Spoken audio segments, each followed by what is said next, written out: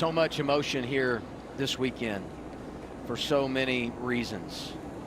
We honor Kyle Busch. Think about everything we do to recognize the men and women that we've lost fighting for our country.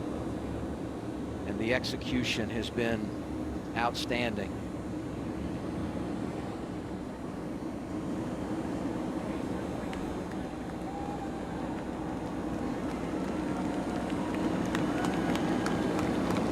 Fans are out in full force. Sold out crowd for tonight's Coca-Cola 600. And now let's listen in on some of these teams as they get ready to go green in NASCAR's longest race. We start with a 3-team, Austin Dillon behind the wheel.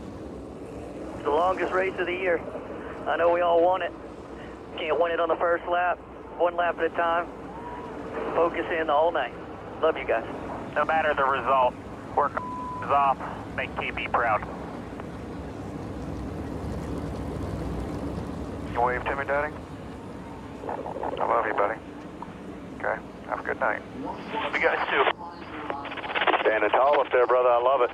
Well, all night for you guys. Love you, brother. Love you too. There's so much emotion as we talk about, but eventually you've got to turn that corner and focus. How challenging is that for a driver, Dale? I bet what we heard there was common throughout the field, and everybody wants to go out there and win this race for Kyle and be the one that gets to stand in front of the fans tonight and give that epic bow that Kyle used to give after every win. And it's a lot of emotion, and once this race gets underway, everybody will be gunning, trying to figure out how to get themselves to the front. Fantastic in that interview, and you know there's a little extra motivation tonight, Adam, for the young man driving that 23 car. 100.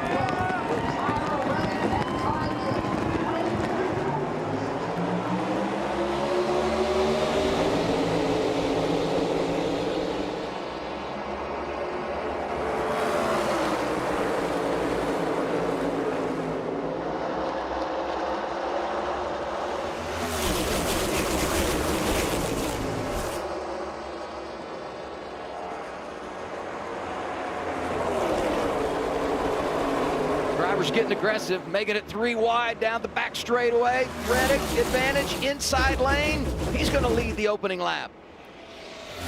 Yeah, we heard on the radio about being patient. It's a great thing to say, but these drivers are wired to go and go right away. We saw a big move out of the 7 back in the field. SVG doing a nice job there inside row 3, using that good qualifying effort. His down the back straightaway, so the balance on that 71 suffering just a little bit as we get into this run, Steve. And that's really what we heard from a lot of drivers yesterday. We heard a lot of radios in practice. My car is good for 3 or 4 or 5 laps, and then that balance, taking care of those tires that you talked about, those gremlins show up, whether it's the front starts to lose grip or the rear starts to lose grip. Ryan Preece, orange number 60, flexing some muscle, getting 7th away from McDowell. He's going to make this pass here, and another car is flexing some muscle. I mentioned him at the top of the show, the 24 of William Byron. See him running right against the wall here in 3 and 4, +9 positions. Only other couple other cars have done that since the start of the race. Heim, who was shotgun on the field, and Alex Bowman as well, +9 spots since the start of this race. They're struggling bad. Back face down a little if you want. Blaney's saying the rear tires on that car are just screaming at him. I've seen him move its line around. We talked about that arc earlier, Dale. He has not been one of those guys that could move his arc out while those rear tires are yelling at him. Going back a lap on that onboard, we can see the 12 car. Look at him right there. A lot of movement in the back of this car, extremely loose, super uncomfortable. He has no idea how much rear grip he has. No confidence to be able to go in there and laterally load that car into the banking. That is the worst thing for a driver, especially with the next gen era.